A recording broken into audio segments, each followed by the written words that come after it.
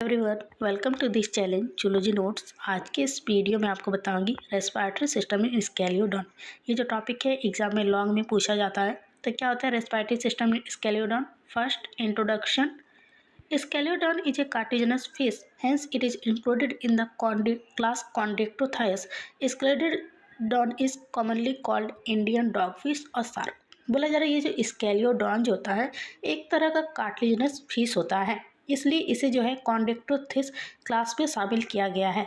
स्केलियोडॉन को आमतौर पर भारतीय डॉग फिश या फिर शार्क कहा जाता है और इसको जो है स्केलियोडॉन को तमिल भाषा में इसे चूरा मीन भी कहा जाता है।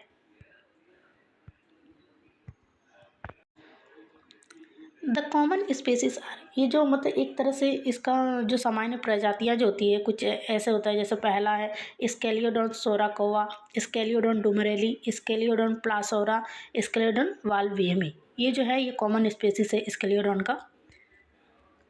स्केलियोडॉन is a marine fish, it is a fast swimmer, it is carnivorous in habit, fertilization is internal and development is direct. ये जो स्केलियोडॉन जो होता है एक समुद्री मछली होती है। ये बहुत ही तेज़ स्विमिंग करते हैं, मतलब बहुत तेज़ तैराक करते हैं ये। और ये जो है ये मांसाहारी होता है, मतलब ये मांस खाते हैं। और इसका जो मतलब फर्टिलाइजेशन जो होता है वो इंटरनल होता है, मतलब फीमेल बॉडी के अंदर होता है। और ये डायरेक्टली ये यंग मतलब बच्चे को जन्म देती है। और एक चीज़ इसका जो बॉडी जो होता है ये एक तरह से इसका बॉडी लंबा होता है, धुरी के आकार का होता है और इसका लंबाई लगभग होता है 60 सेंटीमीटर तक का होता है। उसके बाद आपको इस फिगर को ड्रॉ कर देना है कि ये दिखने में किस टाइप का होता है।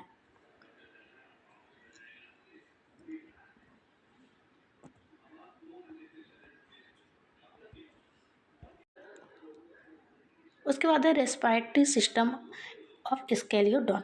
The respiratory system is formed of 5 pairs of gill pouches. They are located on the lateral wall of the pharynx. बोला जा रहा है इनका जो श्वसन तंत्र जो होता है 5 जोड़ी गिल थैलियों से बना होता है और ये जो है ये ग्रसनी की पार्श्व दीवार पर स्थित होते हैं।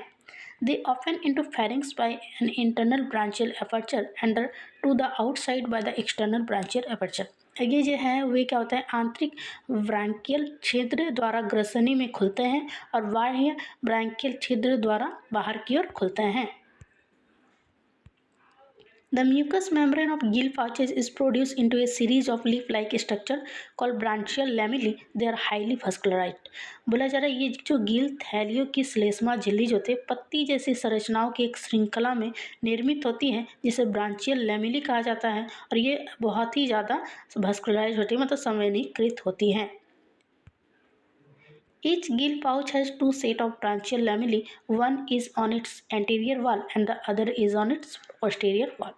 बोला जा रहा है कि प्रत्येक गिल में जो होता है 2 सेट ब्रांकियल एक तरह से पट्टिकाएँ होती है, एक इसकी अगली दीवार पर और दूसरी इसकी पिछली दीवार पर होती है। The lamellae of one side of each gill pouch constitute a demibranch and hemibranch. 2 hemibranch constitute a holobranch. बोला जा रहा है जो एक तरह से बोल सकते हो प्रत्येक गिल का जो एक होता है, प्रत्येक गिल थैली की एक तरफ पटलिका एक डेमी ब्रांच और एक या फिर हेमी ब्रांच बनता है। 2 हेमी ब्रांच एक होलो ब्रांच बनाते हैं। The gill pouches are separated by interbranchial septa. जो गिल पाउचेज जो होते हैं वो अलग होते हैं इंटरब्रांचियल सेप्टा के द्वारा। And interbranchial septum is nothing but a part of the pharyngeal wall located in between the gill pouches. बोला जा रहा है कि इंटरब्रांचियल जो सेप्टा जो होता है वो कुछ और नहीं बल्कि ग्रसनी की दीवार का एक हिस्सा है जो गिल थैलियों के बीच स्थित होता है। उसके बाद आपको इस फिगर को ड्रॉ कर देना है।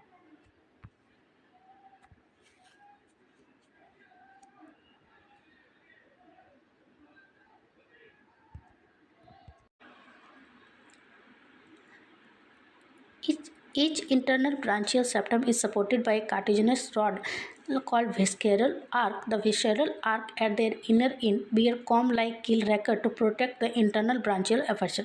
बोला जा रहा है प्रत्येक अंतरशाखीय पट को एक कार्टिलाजिनस रॉड द्वारा सहारा दिया जाता है जिसे विसरल आर्क कहा जाता है और उनके अंदर छोर पर विसरल आर्क में कंघी जैसे गिल रैकर होते हैं जो आंतरिक शाखीय छिद्र की रक्षा करते हैं। The visceral arc lying in front of the first gill pouch is called hyoid arc. The hyoid arc bears only one gill on its posterior surface, hence it is a hemibranch. The remaining posterior arc are called 1, 2, 3, 4 and 5 branchial arc.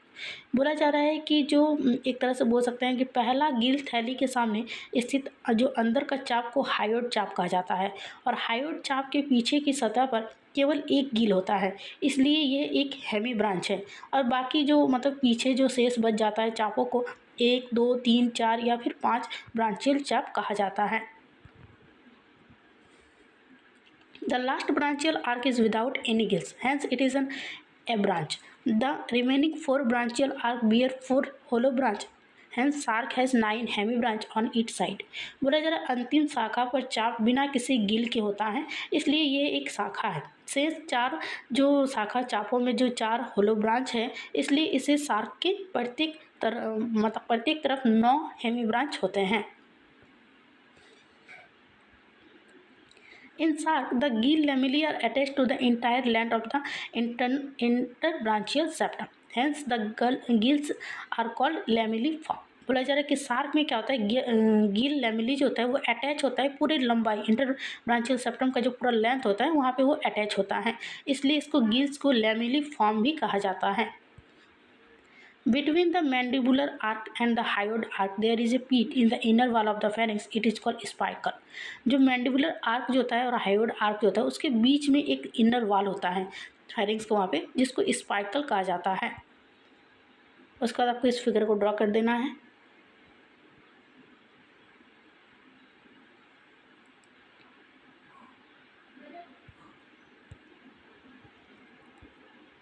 In sarc, it has no lamellae and no opening to the exterior. It is a vestigial gill. In other elasmobranch, it is a functional gill having lamellae and opening to the exterior. बोला जा रहा है shark में जो है इसमें कोई lamellae नहीं होती और बाहर की ओर कोई उद्घाटन नहीं होता, ये एक अवशेषी गिल है। अन्य इलास्मो ब्रांच में ये एक कार्यात्मक गिल है जिसमें लैमेली और बाहर की ओर एक उद्घाटन होता है। उसका मैकेनिज्म ऑफ रेस्पिरेशन कैसे काम करता है। The respiration is shark is aquatic, जो श्वसन की जो क्रिया जो होती है वो पानी के अंदर होता है सार्क में। The gills are the respiratory organ. During respiration the mouth is open and the buccal and pharyngeal cavities are enlarge, water is drawn into through the mouth. बोला जा रहा सार्क में श्वसन जो होता है वो जलीय होता है, गलफर्रे जो होते हैं वो श्वसन अंग होते हैं और श्वसन के दौरान मुंह खुल जाता है और मुख और जो ग्रसनी गुहाएं बड़ी हो जाती हैं और मुख के जरिए वो क्या होता है पानी के अंदर को मतलब खींचा जाता है। The water entered the gill pouches through the internal branchial aperture. The entry of food particles into the gill pouches is prevented by the gill racket. बोला जा रहा है वाटर जो है वो अंदर जाते हैं गिल पाउचेज में इंटरनल ब्रांचियल अपर्चर के द्वारा, और जो फूड पार्टिकल का जो एंट्रीज होता है वो एक तरह से रोका जाता है गिल पाउचेज को, जो गिल रैकर्स जो होता है उनकी वजह से उन्हें रोका जाता है फूड पार्टिकल्स को। From the gill pouches, the water passes out through the external branchial aperture after washing the branchial lamellae. और गिल पाउचेज से क्या होता है वाटर पास होता है एक्सटर्नल ब्रांचियल एपर्चर्स में, फिर बाद में वो ब्रांचियल लेमिने वहाँ में वॉश होता है। The O2 from the water diffuses into the blood and the CO2 diffuses into the water. जो O2 जो होता है वो वाटर में डिफ्यूज हो जाता है ब्लड के वहाँ, और CO2 जो होता है वो डिफ्यूज हो जाता है वाटर में।